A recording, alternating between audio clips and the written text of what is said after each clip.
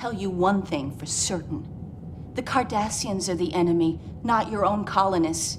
And if Starfleet can't understand that, then the Federation is even more naive than I already think it is. It's interesting to me that perhaps one of the best case scenarios for humanity, the Star Trek universe, is one where the protagonist, the United Federations of Planets, is likely an authoritarian state. Let's just get into it. He was hailed as one of our galaxy's most intrepid explorers. You've never agreed to an interview before, so thank you for inviting the galaxy into your study. One of the telltale signs of an authoritarian regime is the control of the news and the language. While initially there seems to be some diversity in media, it doesn't necessarily stay that way. During the end of the Next Generation, and definitely into the late stages of the Dominion War, it would appear that the state has almost complete control of the news. The Federation News Network appears to be one of the more prominent platforms, and we know the Federation will generally keep information from the population. Control of what gets out and how that information gets out is privy wholly to the body politic. And that doesn't even mention the language. The Universal Translator, created and maintained by the Starfleet Corps of Engineers, is almost completely relied on for people to understand each other and other species. I've done a breakdown on this already, but the translator is probably the most important tool for changing the culture that could exist. If you change the meaning of words, or even the word completely, you can have a drastic impact on the population's opinion on certain topics. The Romulans asked for our help, and I believed we had a profound obligation to give it. Many felt there were better uses for our resources than aiding the Federation's oldest enemy. Add to this a state-run media that is known to not be honest and wanting to push agendas that are decidedly xenophobic and pro-war, and you have one of the key institutions of an authoritarian regime, which feeds into one of the more important mindsets of the Federation. Starships chase us through the Badlands, and our supporters are harassed and ridiculed. Why? Because we've left the Federation, and that's the one thing you can't accept. Nobody leaves paradise.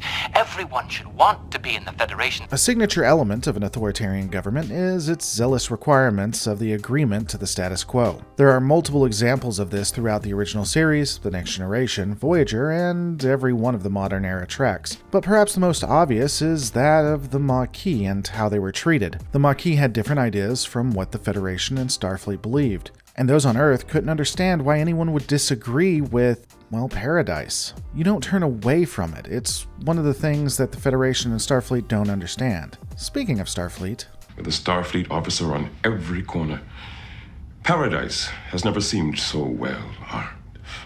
While there is evidence of local militias and individual systems, from everything that can be seen, Starfleet is largely a scientific outfit, major military, and law enforcement. The Next Generation, Deep Space Nine, and Star Trek Picard have the most evidence of this, but it's prevalent throughout every series.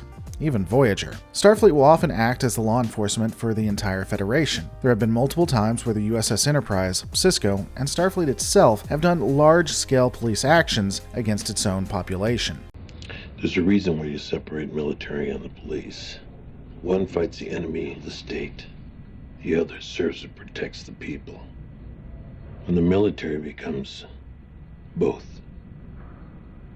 then the enemies of the state tend to become the people. The aforementioned Maquis are one of the greatest examples of this, where the Federation acted as both law enforcement and military actor. Another example of this is the forced requirement of blood tests of civilians on non-military installations. The only way we can secure those facilities is to test everyone there, whether they wear a uniform or not. Of course, that's another flaw of Starfleet. These are various outposts and starbases where I've detected unusual activity over the past few months. What sort of activity? An uncustomary reshuffling of personnel, usually in the command areas.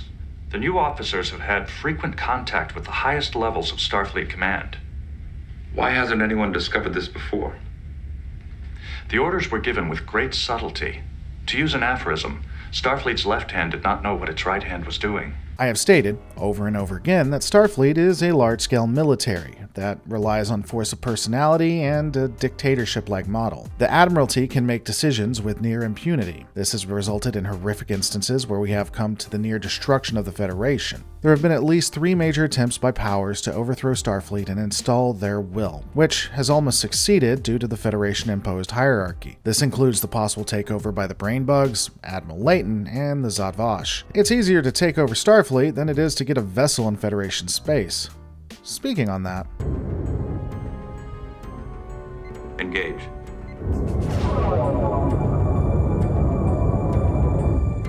Captain O'Connor. Shut down your engines. Understood. We don't know a lot about the ability for civilians to travel the stars, but we do know that every interaction we've seen with civilian vessels owned by Federation citizens is due to either a state-sponsored entity, a criminal, or someone who was extremely wealthy. Which, when you think about it, Starfleet only comes upon warp-capable vessels that are solely owned by an individual, and most all of these individuals are super wealthy. It's not a good look on the Federation itself. This isn't to say that there weren't some ordinary citizens, but it seems that travel is almost exclusively provided by the United Federation of Planets. This is a stark difference when we observe other governments, like the Romulan Star Empire, the Klingon Empire, or even the Ferengi. Though I will admit, it's ironic to see some citizens in the Federation be wealthy when you consider the Federation's economic system. Money doesn't exist in the 24th century. No money?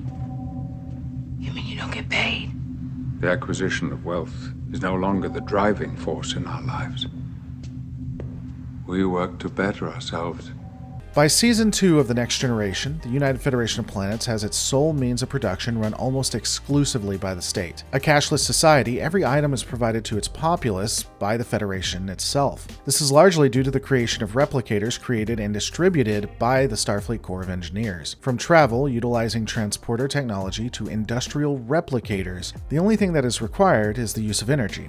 This is something that is largely created by matter-antimatter reactors, otherwise known as warp drives. Other forms do include clean energy, such as solar energy, and fusion reactors. All of this is highly restricted to the government or state-approved sponsors. Time and energy is the sole restraint, and that's controlled by the Federation from everything we can see. Speaking of state-approved sponsors. No, The trouble is Earth. really. On Earth, there is no poverty, no crime, no war.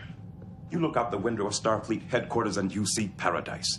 Well, it's easy to be a saint in paradise, but the Maquis do not live in paradise. Out there, in the demilitarized zone, all the problems haven't been solved yet. Out there are no saints, just people. Angry, scared, determined people who are going to do whatever it takes to survive, whether it meets with the Federation approval or not. The United Federation of Planets is possibly one of the most hypocritical government entities that has ever existed. The fact is, the closer you are to the Federation seat of power, namely Earth, the better the life you have. Vulcan, Earth, and/or Teller, and any that are close by, virtually live in the lap of luxury with all their needs taken care of. This gives its citizenry the opportunity to pursue whatever they want, which makes it no wonder that the main species we see in Starfleet are from the founding members. But the further out you get, the harder things become. This causes a reliance on shipping and trade from other governments, and even outright rebellion by some Federation member worlds. The more adjacent you get to other governments, or wild space, the more dangerous it becomes, and the less you can afford all of the luxuries that are supposed to be granted to you. This creates an inner core of worlds and outer core of worlds, haves and have-nots. When you look at this, it's no surprise that Starfleet Command seems to largely consist of mostly humans and Vulcans, which isn't any surprise when those on the Outer Rim have to defend against Cardassian attacks that they don't have time to join the Starfleet Academy. Starfleet Intelligence. Our official designation is Section 31. Never heard of it. We keep a low profile.